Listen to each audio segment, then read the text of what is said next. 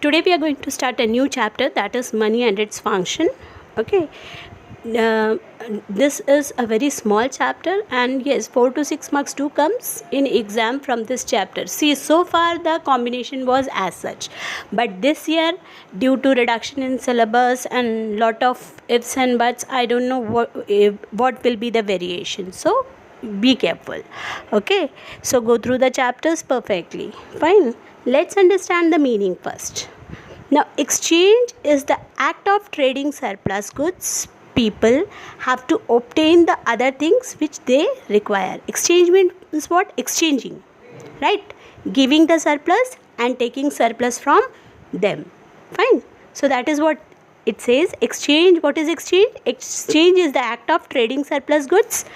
People have to obtain the other things which they require. So whatever they require, they have to get it. Anything that is generally acceptable as a means of exchange at the same time acts as a measure and store of value is called money. So what is money? What is the meaning of money? Anything which is generally acceptable. Generally acceptable means it is acceptable for any goods, right? So it is generally acceptable. Moreover, it has measure. Measure means you can measure it in units 1, 2, 3, 4. Okay. Moreover, you can store it for a long time. Then it is called what? Money. So what is the meaning of money? That is anything that is generally acceptable as a means of exchange and at the same time acts as a measures and store of value is called money. Now, how many kinds of money are there? Kinds of money. First is token money. Now, what is token money? Token money is the money, the face value of which is higher than its instinct value. That is coin. That means token value, that means the amount which you are paying is higher than its instinct. Instinct means the real value. Okay. Suppose you are saying it is 2 rupees coin. Possibly, it is not a perfect 2 rupees. Okay, it can be ifs and buts, ups and downs. Okay, so that is known as token money. Now, currency notes. Currency note refers to paper money. For example, 10 rupees, 20 rupees, 50 rupees, 100 rupees, 500 rupees. These are notes you get, 2000, right? Now, this is currency notes. Then, convertible money. Central bank issued currency that was fully convertible into gold, but after the World War I, or you can say first, almost all the country of world abandoned gold convertibility. Okay, so it was only once it was introduced before World War I first, then after World War First this was totally abandoned, that means abolished by all the countries. This convertible money, that means they have issued what? They issue currency that was fully convertible into gold. Okay, so the value of currency was convertible to what? Gold. Okay, next is all paper currency. Now, all paper currency is inconvertible, that is cannot be converted into gold and silver. It acts as money. People have full confidence in it as it is issued on the order of the government and the government has declared it a legal tender. Thus, it is called fiat money. Do remember, you can get the question, what is fiat money or meaning of fiat money, or explain fiat money. 2 marks you can get. So, what you have to explain in that? All paper currency is inconvertible, that is cannot be converted into gold and silver. It acts as money. People have full confidence in it as it is issued on the order of the government and the government has declared it a legal tender. Thus, it is called fiat money. Fine. Next is deposit money or bank money. It refers to the deposit held with the bank or basis of which check can be drawn. You know very well the deposits which we have, right? Saving banks through which you can withdraw. Okay. Now, each deposit is recorded as credit to the account of bank's customer. These deposits are payable on demand and they can be transferred from one person to another. Okay. So such kind of money is easily transferable. You know that very well, that you can sign a check, give it to somebody else, they can withdraw the money, or you can go for Nifty. There are many such systems through which the money can be transferred. So these are what? Bank money or deposit money. Now next topic is functions of money. Now functions of money. In functions of money we have first primary function. Now primary function is what?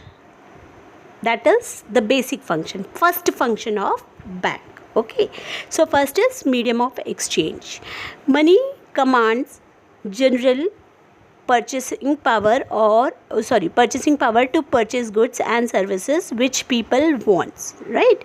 So whatever people want, what they do, generally they purchase through money, right? Money is generally and widely accepted as a medium through which most of the purchases or sales are made. The use of money as a common medium has facilitated exchange greatly. It has removed the inconvenience and inefficiency which characterize the barter system. Okay, now you know very well the barter system. What was there? The things were exchanged, right? So in that system, what was the main foundation? That if you want apple, right, the other should have it pounded, right? And suppose you have a rice and other want it, unless and until they have an apple, they cannot get the rice. Fine. So that means the fellow should have your requirement and then you can give what he need, right? That was a barrier. Now if we say money, so money, there is no such foundation. Everyone accepted for any kind of sales, right? Or you can say purchases. Fine. So that is the first facility which it has given. So it is a medium of exchange. Next is measure of value. Now money serves as a unit of measurement. That means what?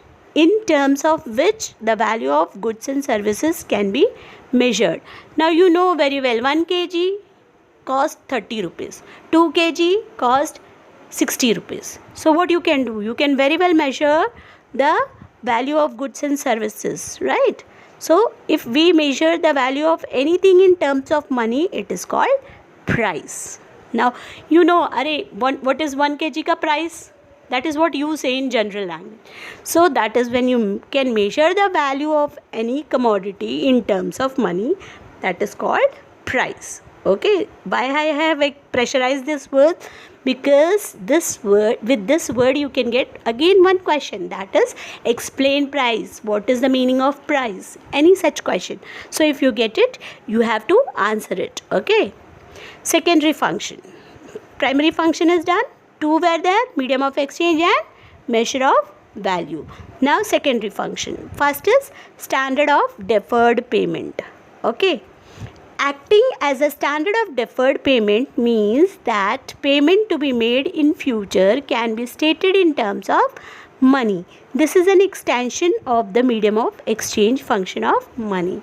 Now standard of deferred payment, that means credit payment. Okay, so what you do in that, you can make a legal agreement signing that you will pay in future this much value, and the value which you will mention, what it will be in terms of money, that is rupees 4,000, rupees 40,000. So what you are doing, you are mentioning the amount in money terms, right?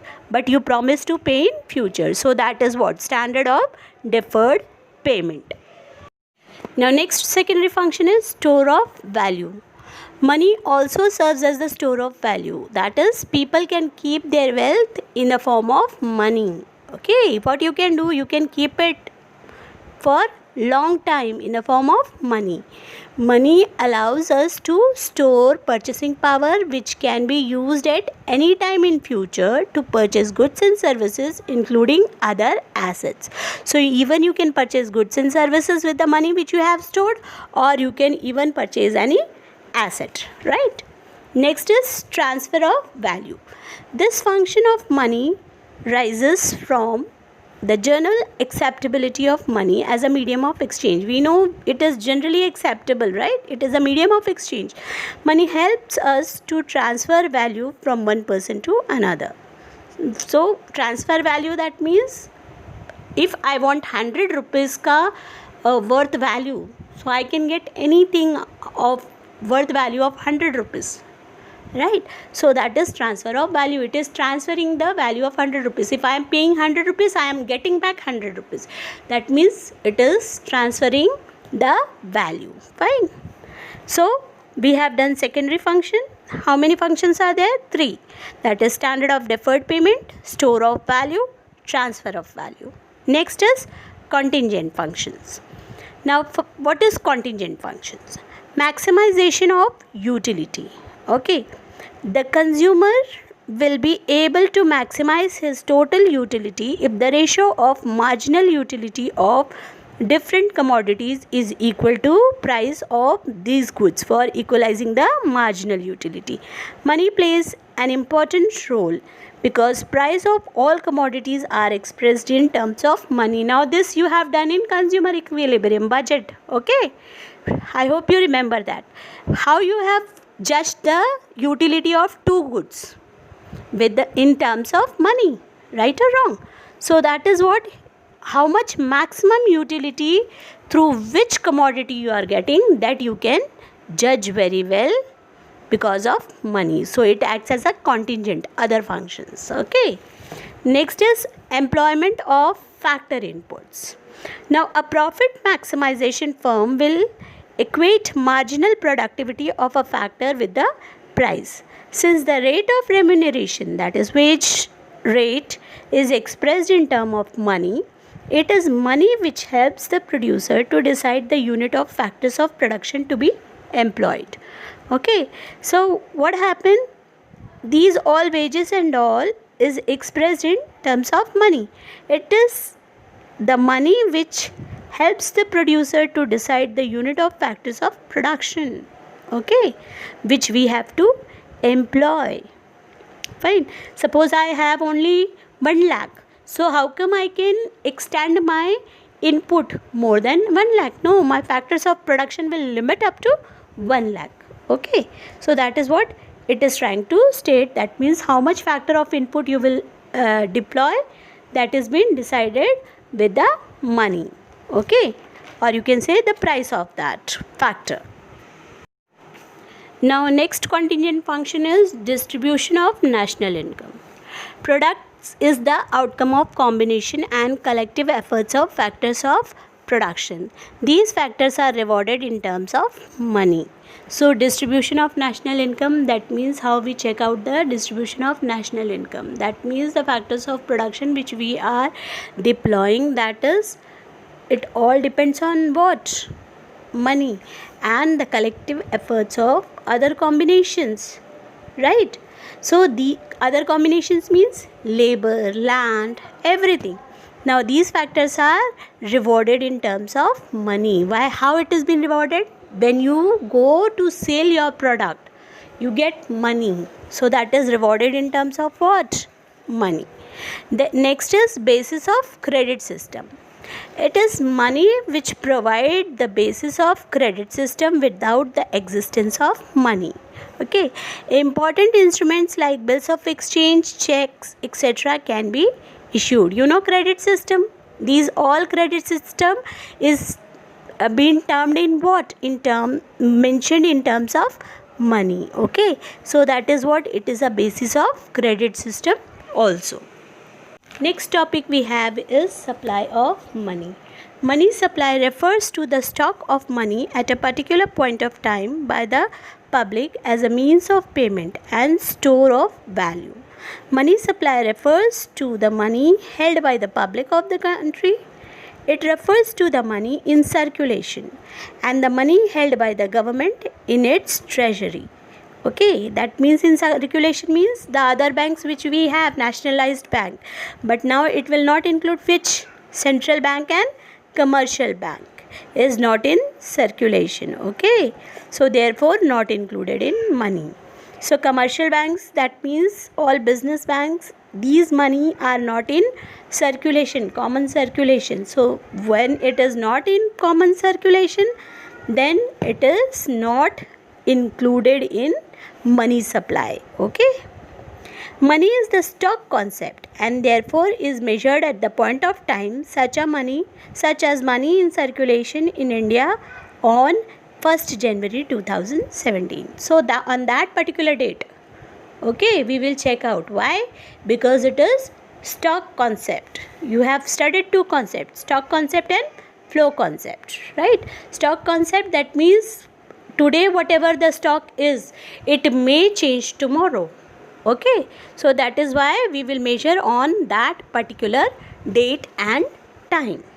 Okay, now next topic which we will check out is measures of money supply in India. So we will check out the measures of money supply in India. That means how the money is supplied in India. So now different type of monies. First is M1. See, this has been termed in M1, M2, M3, M4. Now what do you mean by M1? When you say M1 money means what? That means C plus DD plus OD. Now CC stands for what? Currency notes. Okay, see these equations you have to remember. You have to explain M1 money, M2 money, M3 money, M4 money. Fine. So M1 money includes what? It includes currency, that is notes and coins. Fine. DD, that is demand deposits with the bank. OD means other deposits with RBI. Now RBI also have some deposits, right, from all the banks, right or wrong? So that is what is also concluded in M1. Fine. M1 is part of all this. Now M2. M2 means what? M1 plus SD. Now M1, that means everything which was included in M1. Okay, M1 includes what? CC plus DD plus OD. Clear? Now here one more is added, that is SD. SD is what? Saving deposits with the post office, or you can say savings with the bank. Okay. Now next is M3. Now what M3 includes? M3 includes M1 plus TD. TD means what? Time deposit. Okay. So it includes time deposits with the bank. There are many people who go for time deposit, fixed deposit, right? It is for 1 year, 2 year, 3 year. So that kind of deposit is time deposit. Okay. Now M4. M4 includes what? M3 plus TDP. Now what is TDP? That is total deposits with the post office saving organization. Okay, so whatever deposits which post office saving organizations have, now it excludes what? National saving certificate. Okay, now what is national saving certificate? This your parents must be knowing much better. Okay, that is Kisan Vikas Patra and all. This is not included in TDP, that is total deposits. Though it is a deposit, again I will say, why? Because it is a time deposit. You get Kisan Vikas Patra and all for a period of time. That means it is for 1 year, 2 year, 3 year. But then it is not included in TDP. Okay. Now next is component of money supply. So what are the components? First is currency. It includes both paper currency and coins issued by the government, that we have already studied, and the central bank of the country. Okay. So it includes what? Any paper currency and coins issued by the government and the central bank of the country. Okay. Now paper currency and coins are fiat money because they serve as money on the order of the government. That's why they are called legal tender. Okay. Next is deposit money. It refers to the demand deposits held by the public with the commercial bank on the basis of which checks can be drawn. This I have already explained you, deposit money, right? So that is what the meaning has been given over here. I know this will stretch your video, but then this is the last topic of your chapter, that is high powered money.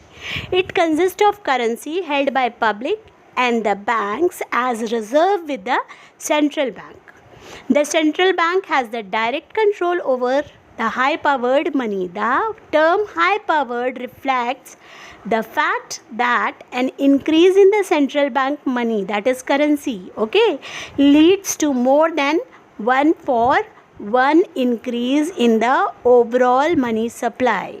Okay, so 1-for-1 increase in the overall money supply, that means whatever there is a variation, okay, it will be reflected in what? High powered money. Okay, so this leads to more than 1-for-1 increase in the overall money supply. So whatever money supply is in the country, that is being checked out by the central bank, and that is being reflected through what? High powered. Okay, term high powered, you can say. Clear? Now do remember all the terms which has been explained, like high powered money, and then the previous one which is there, like deposit money. These all are 2 marks question. Okay, so be very careful. You can either get 2 marks, 3 marks, any type of question, or 2, 3 both, total 5. So be very careful with the chapter, very small.